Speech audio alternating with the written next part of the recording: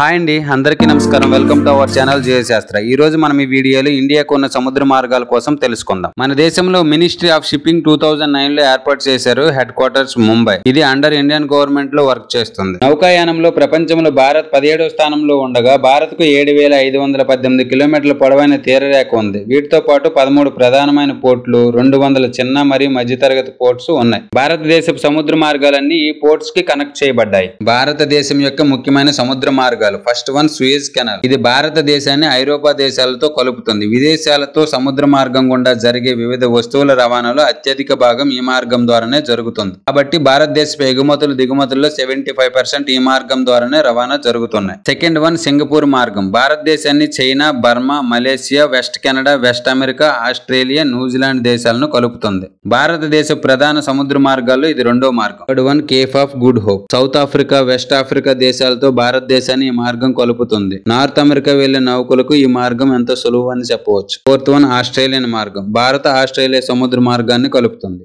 Thank you for watching my video.